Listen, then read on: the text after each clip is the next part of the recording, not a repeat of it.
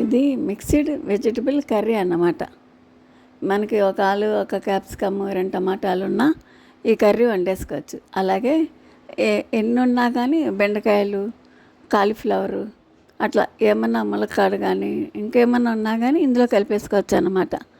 ఇందులో నేను వేసినవి క్యాప్సికమ్, టమాటా, ఆలు అన్నమాట. ఉల్లిపాయలు చక్కగా కట్ చేసి పెట్టుకుని మిగతా కూరగాయలు కూడా కట్ చేసేసుకొని పోపు వేసుకోవాలి. పోపు వేగాక ఉల్లిపాయలు వేగాక ఆలుగడ్డలు వేసాను.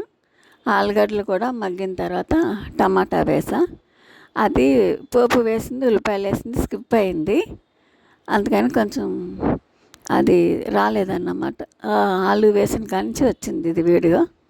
ఆలు మగ్గిన తర్వాత టమాటా మగ్గాక క్యాప్సికమ్ అట్లా అన్నీ వేసుకోవాలి. పసుపు కొద్దిగా వేసాను, అదే అల్లం పేస్ట్ కూడా వేసా.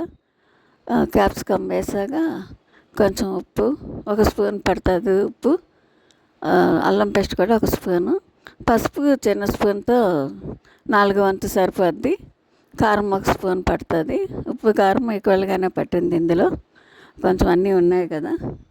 అవన్నీ చక్కగా మగ్గిన తర్వాత 1 గ్లాసు వాటర్ పోసుకొని మూత పెట్టుకుంటే ఉడికిపోతుంది. అదే కుక్కర్లో పెట్టుకుంటే 1/2 గ్లాస్ పోసుకొని 2 విజిల్స్ రానిచ్చుకుంటే సరిపోతుంది. ఇది మిక్స్డ్ వెజిటబుల్ కర్రీ అన్నమాట. బాగా దగ్గరికి వచ్చాక కొంచెం కొత్తిమీర, గరం మసాలా వేసుకుంటే కర్రీ చాలా బాగుంది. రైస్లోకి బాగుంటుంది. మిక్స్డ్ వెజిటబుల్ కర్రీ చపాతీ పూరీలోకి కూడా తినొచ్చు అన్నమాట. ఇది బాగుంటుంది. మిక్స్డ్ వెజిటబుల్ కర్రీ ఇట్లాగా వండా నేను.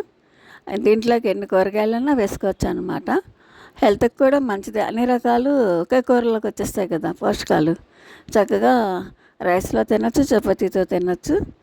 ఏం కూరగాయలు ఎక్కువ లేవన్నప్పుడు ఏమున్నా అన్నీ ఇందులో మిక్స్డ్ వెజిటబుల్ కర్రీ అని వండేసుకోవచ్చు అన్నమాట.